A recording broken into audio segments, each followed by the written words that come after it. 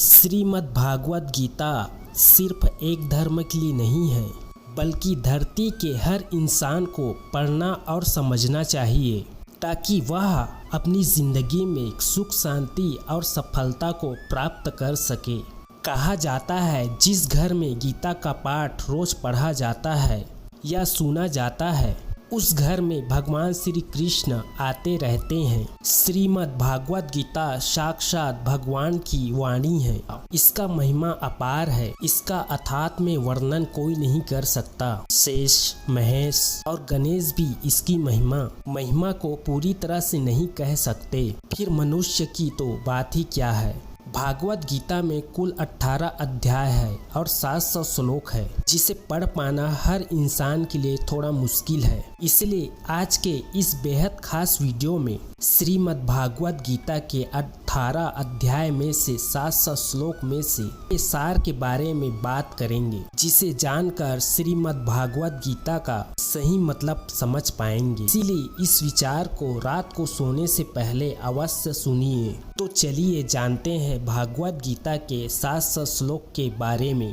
भगवान श्री कृष्ण कहते हैं, हे अर्जुन, मैं सभी प्राणी के हृदय में सबका आत्मा हूँ। संपूर्ण प्राणी का आदि और मध्य और अंत मैं ही हूँ। मैं सूर्य हूँ, मैं वेदों में साम वेद हूँ, देवों में इंद्र हूँ, इंद्रियों में मन हूँ। मैं ही ब्रह्मा हूँ, मैं ही विष्णु हूँ, मैं ही महेश हूँ। जल साये में मैं समुद्र हूँ, पर्वतों में मैं हिमालय हूँ। इस संसार में तुम जो कुछ भी देख पाते हो सब मैं ही हूँ। कोई आदमी चाहे लाख चीजें जान ले, चाहे वो पूरे जगत को जान ले, लेकिन वह स्वयं को नहीं जानता तो अज्ञानी है।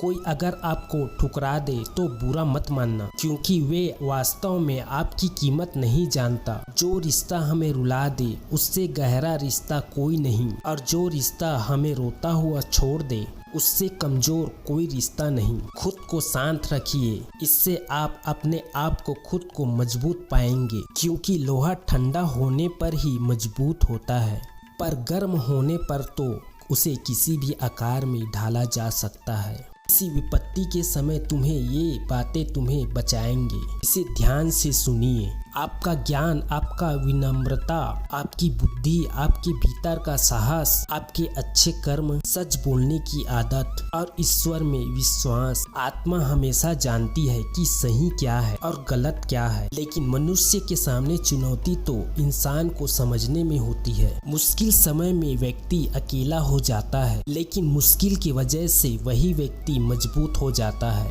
जो आपको सम्मान दे उसी को सम्मान दीजिए। हैसियत देखकर सर झुकाना कायरता का लक्षण है।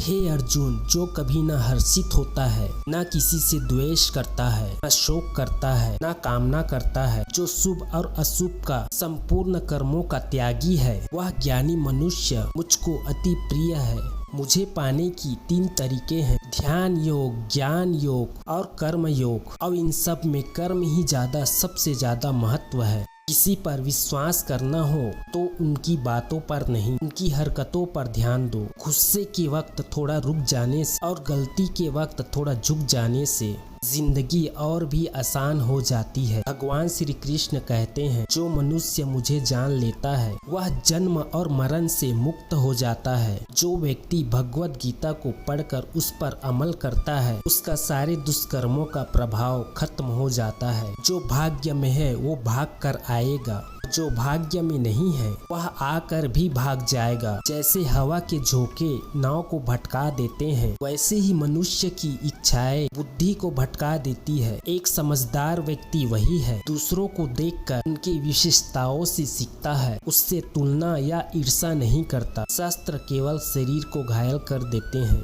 परंतु शब्द आत्मा को भी घायल कर देते हैं। जो मनुष्य परमात्मा से अपने आप को अलग नहीं समझता और ना ही शरीर से अपना कोई संबंध बांधता है, वह सदा के लिए जन्म और मरण से मुक्ति पा जाता है। जो व्यक्ति आध्यात्मिक शिखर के ऊपर तक पहुंच चुके हैं उसका मार्ग है निस्वार्थ कर्म। जो भगवान के साथ संयोजित हो चुके हैं उसका मार्ग स्थिरता और शांति है। मानव कल्याण ही भागवत गीता का प्रमुख उद्देश्य है। इसीलिए मनुष्य को अपने कर्तव्य का पालन करते समय मानव कल्याण को प्राथमिकता देना चाहिए। श्री कृष्ण कहते हैं, जो तुम्हारा साथ देता है तुम उसका साथ दो, जो तुम्हें धोखा देता है तुम उसे त्याग दो। जिस जगह आपका सम्मान नहीं हो वहाँ पर कभी जाना नहीं चाहिए, वरना आपको लोग कमजोर और बेवकूफ समझेंगे। जहाँ बारिश ना हो वहाँ फसल खराब हो जाती है, और जहाँ संस्कार ना हो वहाँ नस्ल भी खराब हो जाती है। जो लोग कहते हैं मेरे पास वक्त नहीं है,